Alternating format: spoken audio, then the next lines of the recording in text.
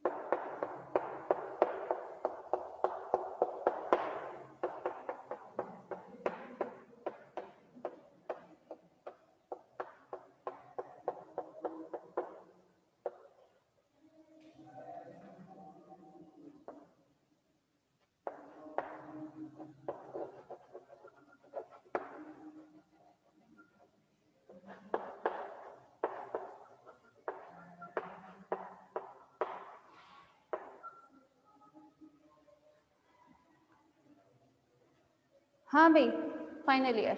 अब थोड़ा ध्यान दीजिएगा, जब हम बात कर रहे थे एसिडियंस में डेवलपमेंट की, ठीक है,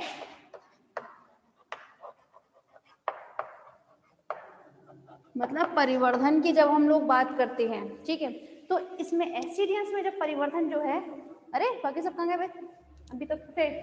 हाँ भाई, जब हम इनमें बात करें इनके परिवर्धन को लेकर क्लास, तो आप लोगों को पता है कि परिवर्धन जो है वो इसमें किस प्रकार का होता है।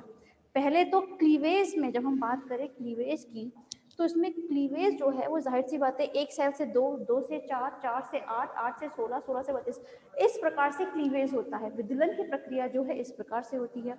लेकिन इसमें जो विदलन होता है क्लास, मैंने ये जगह इसीलिए छोड़ी है सिर्फ आपको समझाने के लिए, इसमें ये जो विदलन होगा वो थोड़ा निर्धारी प्रकार की कोशिकाएं पाई जाती हैं, डिटरमिनेंट प्रकार की कोशिकाएं पाई जाती हैं। ठीक है, अब क्वेश्चन यहाँ पर ये आता है कि निर्धारी प्रकार की कोशिकाएं क्या होती हैं। तो निर्धारी मतलब मैंने थोड़ी देर पहले बताया, इसमें विदलन जो है, विदलन की वजह से कोशिकाएं कैसे बनेंगी, 1 से 2, 2 से 4, 4 से 8, 8 से किस तरह से बनती हैं। लेकिन जब इसमें जो कोशिकाएं हैं वो थोड़ा सा निर्धारी प्रकार की, जैसे इस प्रकार से कुछ कोशिकाएं बन रही है। ठीक है, अगर मैं किसी भी प्रकार से ये कोशिका जो है, इनका भविष्य इन्हें पहले से पता होता है एक्चुअली कि इन कोशिकाओं को आगे जाकर क्या करना है। ठीक है, इन सब चीजों को अपना भविष्य पहले से पता है। आप लोगों ने पढ़ा होगा, फर्स्ट ईयर में पढ़ाया जाता है कोशिका सिद्धांत, जो किसने दिया था, श्वान व श्लीडेन ने। उन्होंने क्या कहा था, किसी नई कोशिका का निर्माण जो है वो पूर्ववर्ती कोशिका से होगा। मतलब पूर्ववर्ती कोशिका मतलब जो पहले से कोशिका मौजूद थी उससे होता है एक नई कोशिका का निर्माण। लेकिन अब सोचो, मैंने इनमें से कोई भी एक सेल जो है वो नष्ट कर दी। ठीक है, वो नष्ट चाहे तो मैं किसी भी सिरिंज के थ्रू करूं, मतलब माइक्रो इंजेक्शन के थ्रू करूं, चाहे जैसे भी। ठीक है, किसी भी प्रकार से विदलन के समय में मैंने किसी भी एक दो कोशिकाओं को नष्ट कर दिया, लाइक दिस। ठीक है, तो होगा क्या, इस क्लीवेज के बाद जो जंतु बनेगा ना, ठीक है, वो जंतु अपूर्ण होगा। अपूर्ण मतलब बनता तो है भाई, जंतु तो पूरा बनेगा, लेकिन जो कोशिकाएं मैंने नष्ट की थी यहाँ से, ठीक है, किसी प्रकार से मैंने डिस्ट्रॉय कर दिया था, तो वो कोशिकाएं भविष्य में जो भी अंग ऊतक या कुछ भी बना रही थी जो भविष्य में, क्योंकि इनको पहले से पता था कि इन्हें भविष्य में बनाना क्या है। ठीक है, तो वो इस जंतु में नहीं बनेगा। सपोज कीजिए मैंने जो यहाँ से ये 2 सेल्स हटाई थी, ये बनाने वाली थी आपका ये थंब। ठीक है, थंब बनाने वाली थी, थंब में मतलब नेल, आप नेल मान के चले, तो उसकी वजह से क्या होगा, इस जंतु में जो नेल होगा वो आगे नहीं बनेगा। ठीक है, क्योंकि इसके जो वो सेल्स थी जिसकी वजह से वो जो भी कुछ बनने वाला था भविष्य में, मतलब फ्यूचर में जो भी कुछ बना था, वो ऊतक अंग व्हाटएवर, ठीक है, तो वही चीज वो यहाँ पर एब्सेंट है वो। ठीक है, जंतु तो पूरा बनेगा लेकिन वो अपूर्ण रहेगा, क्योंकि हमने जो सेल जो थी वो थोड़ी सी हमने नष्ट कर दी। ठीक है, तो इस बेसिस पर जो जंतु है वो हम बोलते हैं विदलन जो है, इस प्रकार का विदलन जिसमें कोशिकाओं का भविष्य पहले से ही निश्चित होता है, इस प्रकार के विदलन को हम बोलते हैं निर्धारी, और इस प्रकार की कोशिकाओं को बोलते हैं निर्धारी कोशिकाएं, डिटरमिनेंट सेल। ठीक है, क्योंकि इन्हें पहले से पता था कि इन्हें भविष्य में क्या बनाना है। क्लियर, निर्धारी ये चीजें किस तरह से, भाई निर्धारी का मतलब क्या होता है। ठीक है, चले अब हम बात कर लेते हैं इसके डेवलपमेंट की। तो जब इसमें भाई फ्यूजन हुआ, हमने कल क्या पढ़ा था कि इसमें फर्टिलाइजेशन जो है वो एक्सटर्नल होता है ना, कैसा होता है,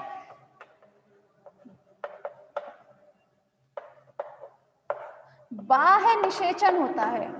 बाह्य निषेचन का मतलब होता है ऐसी चीजें जो, ऐसा निषेचन जो शरीर के बाहर होता हो, तो इस प्रकार का निषेचन क्या कहलाया जाता है, बाह्य निषेचन, मतलब एक्सटर्नल फर्टिलाइजेशन। ठीक है, इसमें मैंने आप लोगों को कल भी बताया था कि इसके जो एनिमल है एसिडियन जो है वो हर्मोफ्रोडाइट होते हैं, मतलब उभयलिंगी होते हैं, एक ही जंतु में नर भी पाया जाएगा, मतलब नर का जो गोनेड है वो भी प्रेजेंट होते हैं और मादा। ठीक है, तो दोनों ही प्रकार से ये काम करता है। लेकिन अब चूंकि ये जायांग पूर्णता था, तो बताया था जायांग पूर्णता का मतलब इसमें से एक चीज, मतलब जो इसकी ओवेरियन है, ठीक है, ओवेरियन जोन पहले विकसित हो जाती है as compare to testicular zone. ये हमने कल बात ऑलरेडी कर ली थी, तो अब तो बताने की जरूरत नहीं है उसको। ठीक है, तो इसमें बाह्य निषेचन होता है। अब जायांग पूर्णता की वजह से इसमें सेल्फ निषेचन, मतलब जो स्व निषेचन होता है वो नहीं होगा। वो नहीं होगा, क्यों नहीं होगा, जस्ट बिकॉज उसमें भले ही नर मादा एक ही शरीर में है, लेकिन वो कभी भी पहले एक चीज विकसित हो चुकी है, तो एक स्टार्टिंग में वो सिर्फ एक ही प्रकार से काम करेगा, या तो मेल की तरह से या फीमेल की तरह से। ये तो हम लोग कल बात कर ही चुके थे। तो चले फिर अपने आज के टॉपिक की तरफ बढ़ते हैं, डेवलपमेंट। डेवलपमेंट में क्या होता है क्लास, फ्यूजन के बाद मतलब निषेचन के बाद में कौन सी प्रक्रिया आती है, विदलन की। अब चूंकि विदलन कौन सा है यहाँ पर, विदलन है यहाँ पर निर्धारी टाइप का, मतलब पहले से यहाँ पर कोशिकाओं को पता है कि इनको भविष्य में क्या बनना है। तो 1 से 2, 2 से 4, 4 से 8 इस तरह करते हुए ये आगे जाकर अनियमित होकर, मैंने बोला यहाँ पर ये 8 कोशिकाएं ज्यादा बनने के बाद अनियमित होकर विभाजन करने लगती हैं ये कोशिकाएं, ठीक है। और विभाजन करते करते एक गुहा बनाती हैं। क्या बनाती हैं, एक गुहा बनाती हैं, जिसे हम बोलते हैं ब्लास्टोसील, कोरक रंध्र। क्या बोलते हैं, ब्लास्टोसील। और ये इस तरह से बनाते बनाते मतलब कोशिका का विदलन, जब बहुत ज्यादा कोशिकाएं बनती हैं अनियमित होकर, तो क्या बनाती हैं, ब्लास्टुला बनाती हैं। और ये ब्लास्टुला बनने की जो प्रोसेस होती है, जो प्रक्रिया है जिसमें ब्लास्टुला बनता है, उसे हम क्या बोलते हैं, ब्लास्टुलेशन। ये तो आप लोगों को पता है, ठीक है। अब क्या होता है, ब्लास्टोसील बनने के बाद में ये कोशिकाएं कुछ इस प्रकार से बनती हैं कि कोशिकाएं बढ़ना आगे की तरफ, भाई वो तो विदलन तो हो गई, कोशिकाएं तो बढ़ेंगी, तो ये 2 उसमें डिवाइड हो जाती हैं। एक बाहर की तरफ बाहरी कोशिका, ठीक है, मतलब, और एक अंदर की तरफ, ठीक है। ये जो बाहर की तरफ कोशिकाएं होती हैं इन्हें हम बोलते हैं एंडोडर्म। क्या बोलते हैं, एंडोडर्म, ठीक है। और ये जो अंदर की तरफ कोशिकाएं हैं इन्हें हम बोलते हैं एक्टोडर्म। क्या बोलते हैं, एक्टोडर्म। अब इन दोनों के बीच में क्या चीज उपस्थित होगा, आपका ब्लास्टोसील, ठीक है। क्या चीज उपस्थित होता है, ब्लास्टोसील उपस्थित होता है। यहाँ तो ये ब्लास्टोसील तो बताया था ना, गुहा बनती है ब्लास्टोसील वाली। लेकिन अब होगा क्या फाइनल ईयर, ये जो एक्टोडर्म और एंडोडर्म बनता है, इन दोनों जर्म लेयर में, मतलब एक्टोडर्म एंड एंडोडर्म, इन दोनों में से ये जो एक्टोडर्म होती है, ठीक है, वो बहुत जल्दी विभाजित होती है कोशिका। एक्टोडर्म की जो कोशिकाएं हैं वो बहुत जल्दी विभाजित होती हैं एज कंपेयर टू एंडोडर्म की कोशिकाएं। मतलब कहने की बात ये है, एंडोडर्म की जो कोशिकाएं हैं वो थोड़ा सा धीरे धीरे विकसित होती हैं, जबकि एक्टोडर्म की थोड़ा जल्दी।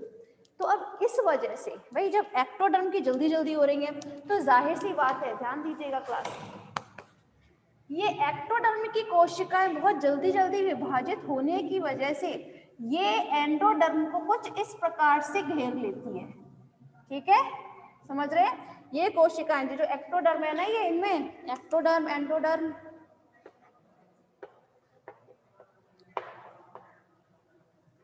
एक्टोडर्म एंड एंडोडर्म, ठीक है। अब इसमें होगा क्या, एक्टोडर्म और एंडोडर्म के बाद एक्टोडर्म की कोशिकाएं बहुत जल्दी जल्दी विभाजित होती हैं, और जल्दी जल्दी विभाजित होने की वजह से ये एंडोडर्म की जो कोशिकाएं हैं, मतलब एंडोडर्म को अपने अंदर ले लेती है लाइक दिस, ठीक है। और अंदर इस तरह से कोशिका विभाजित होते होते यहाँ आगे जाकर एक पोर बनाती हैं, जिसे हम क्या बोलते हैं, ब्लास्टोपोर। क्या बोलते हैं, ब्लास्टोपोर, ठीक है। तो यहाँ पर ये जो प्रक्रिया है जिसमें एक्टोडर्म और एंडोडर्म विभाजित होती हैं, यहाँ पर ये प्रक्रिया कहलाई जाती है आपकी गैस्ट्रुलेशन। क्यों, क्योंकि यहाँ पर ये गैस्ट्रुला का निर्माण करते हैं। क्या बनाते हैं, गैस्ट्रुला का निर्माण करते हैं, ठीक है। देखें अब ये अब एक्टोडर्म ने क्या किया था, एंडोडर्म को जल्दी जल्दी विभाजित होने की वजह से इस तरह से अंदर ले लिया, तो एंडोडर्म की कोशिकाएं अंदर हो जाती हैं, एक्टोडर्म बाहर आ जाता है, ठीक है भाई। क्योंकि जाहिर सी बात है, जो चीज जल्दी जल्दी विभाजित हो रही है उसको अंदर की तरफ इस तरह लेगी, तो एंडोडर्म अंदर आ जाती है और एक्टोडर्म उसको बाहर से लाइक दिस घेर लेती है, और यहाँ पर एक पोर बनता है, एक रंध्र बनता है, जिसे हम क्या बोलते हैं, ब्लास्टोपोर। क्या बोलते हैं इसे, हम ब्लास्टोपोर बोलते हैं, ठीक है। ब्लास्टोपोर का निर्माण होता है, लेकिन इस ब्लास्टोपोर के निर्माण के समय में एक गुहा बनती है, जिसे हम हिंदी में बोलते हैं आर्द्रांत और इंग्लिश बोलते हैं आर्केटेरॉन। आर्केटेरॉन का यहाँ पर निर्माण होता है, क्लास समझ में आ रहा है ये आर्किन तक? ये ब्लास्टोपोर का निर्माण हुआ, क्लियर हो रहा है आप लोगों को ये?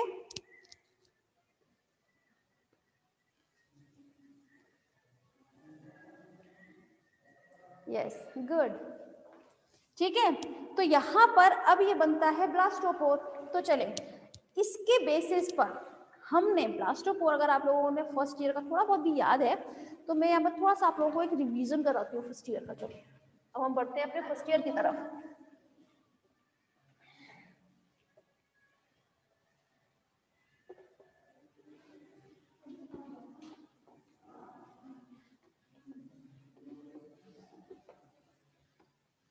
चले, ब्लास्टोपोर की तरफ ये धीरे धीरे इसको घेरने लगता है ना जब, तब उसमें से अब भविष्य में इस ब्लास्टोपोर का ये मुंह बंद हो जाएगा। ठीक है, आप देखिएगा ग्रूव प्लेट से ये ब्लास्टोपोर जो है बंद हो जाता है ग्रूव प्लेट से। तो अब इस ब्लास्टोपोर की तरफ से आगे भ्रूण का क्या बनेगा? भ्रूण मतलब एम्ब्रियो का बाद में क्या चीज बनता है, इसके बेसिस पर हम एनिमल्स को दो भाग में डिवाइड करते हैं। कौन कौन से?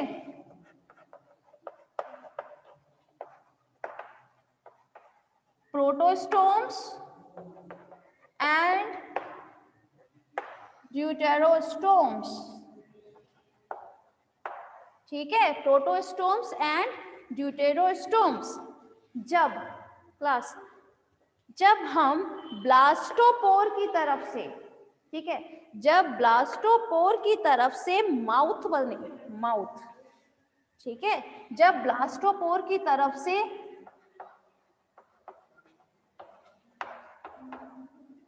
ये यहाँ पे क्लोज हो जाते हैं ना ग्रूव प्लेट से, आगे बताया जाएगा, तब यहां से इस ब्लास्टोपोर की तरफ से अगर क्या बनता है, माउथ बने,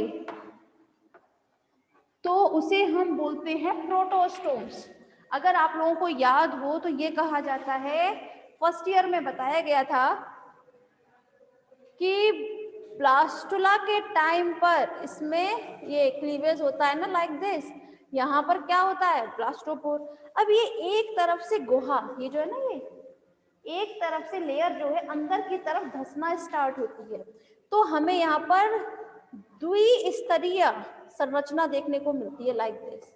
ये ना, मैं यहाँ से एक तरीके से यहाँ अंदर की तरफ इसको थोड़ा सा प्रेस करूं अंदर की तरफ, तो क्या होगा, हमें ये दो स्तर की वो देखने को मिलेगी संरचना। ठीक है, ये होती है एक्टोडर्म, ये होती है एंडोडर्म।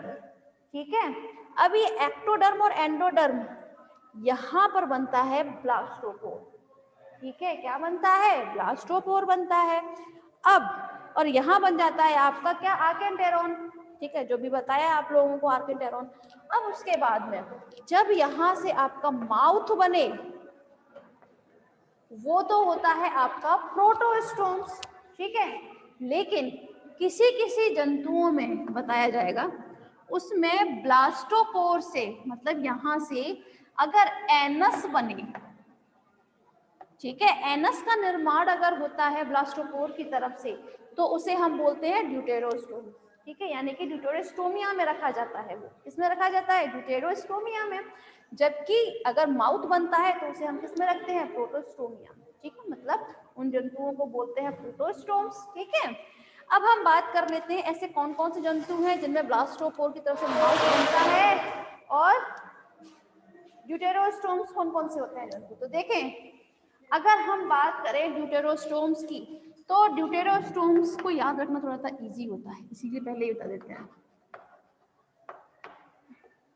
एकाइनोडर्मेटा के जो सदस्य होते हैं ना, मतलब स्टारफिश, एस्केटस, ठीक है, ये सब किसमें आते हैं, ये होते हैं आपके ड्यूटेरोस्टोम्स में, एकाइनोडर्मेट्स एंड कॉड्रेट्स। अब भाई कॉड्रेटा में कौन होते हैं, कॉड्रेटा में तो सभी आ जाएंगे, मैमल्स, एवीज, रेप्टाइल्स। ठीक है, ये सभी किसमें आते हैं, आपके ड्यूटेरोस्टोम्स में आते हैं। तो एकाइनोडर्मेटा एंड कॉड्रेटा जाते हैं ड्यूटेरोस्टोम्स में, बाकी ऑर्थ्रोपोड, मोलस्क, एनिलेट्स, वो सब जाते हैं आपके प्रोटोस्टोम्स में। ठीक है, तो यहाँ पर हम बात कर रहे हैं आपके किसकी, हर्डमानिया की, मतलब एसिडियंस की। तो वो होते हैं आपके प्रोटोस्टोम्स। क्या होते हैं, प्रोटोस्टोम्स में आएंगे, क्योंकि वहां उसमें ब्लास्टोपोर की तरफ से क्या बनता है, मुख का निर्माण होता है। किसका निर्माण होता है? मुख का निर्माण होगा। तो इस वजह से वो किस में आते हैं? प्रोटोस्टोम्स में आएंगे। अच्छा क्लास, ये कभी कभी कोई ना पूछ भी सकते हैं क्लास में कि बताया प्रोटोस्टोम्स एंड ड्यूटेरोस्टोम्स में क्या डिफरेंस होता है, तो आप लोगों को थोड़ा सा पता हो, ठीक है ना? समझ में आया इन दोनों में डिफरेंस, प्रोटोस्टोम्स एंड ड्यूटेरोस्टोम्स में? तो खैर आप लोगों ने फर्स्ट ईयर में ऑलरेडी पढ़ ही लिया होगा। चलें फिर आगे बढ़ते हैं हम।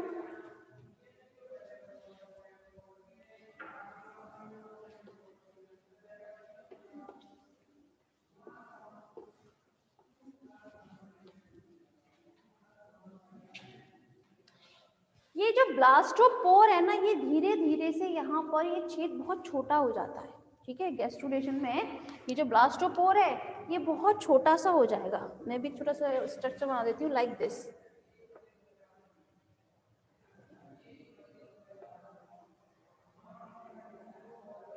ठीक है? तो यहाँ पर ये बहुत छोटा सा ब्लास्टोपोर होता है, ठीक है? लेकिन हमें तो पूरा एसिडियन का वो बनाना है लार्वा, ठीक है? तो इसमें किस तरह से डेवलपमेंट होता है, तो ब्लास्टोपोर तक तो आप लोगों ने सीख लिया। आगे देखते हैं इसमें ग्रूव पेट वगैरह किस तरह से उसमें उसका निर्माण होता है।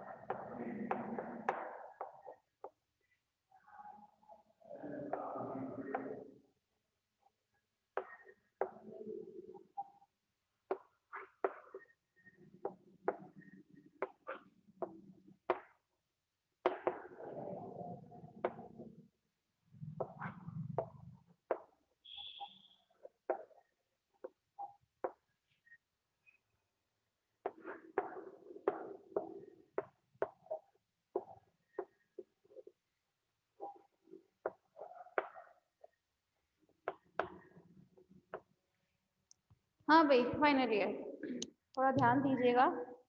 हमने बात की थी ब्लास्टोपोर तक, ठीक है। तो ब्लास्टोपोर, जहां पर हम लोगों ने ब्लास्टोपोर का निर्माण किया था, ठीक है, वहां पर जो आपकी सेल्स होती हैं वो अंदर की तरफ फोल्ड होने लगती है। क्या होने लगती है? अंदर की तरफ फोल्ड होने लगती है ब्लास्टोपोर की तरफ से। और ये जो ब्लास्टोपोर की तरफ फोल्ड होती हैं उन्हें हम क्या बोलते हैं? Medullary fold. क्या बोलते हैं उन्हें हम? Medullary fold. देखिए यहाँ पे ब्लास्टोपोर बनाया था ना हमने, बहुत छोटा सा छेद। तो ब्लास्टोपोर की तरफ से ये सेल्स जो है वो अंदर की तरफ धंसने लगेंगी और क्या बनाती है? मेड्यूलरी फोल्ड बनाती है। और ये मेड्यूलरी फोल्ड जो है इसकी वजह से बनती है मेड्यूलरी प्लेट। ये देख रहे हैं आप, ये इसे हम क्या बोलते हैं? मेड्यूलरी प्लेट का निर्माण करती है ये फोल्ड होने की वजह से, ठीक है। और मेड्यूलरी प्लेट बनने की वजह से यहाँ पर जो एक ग्रूव बनता है उसे हम, सॉरी नोट्स में नहीं है ये, कौन से नोट्स?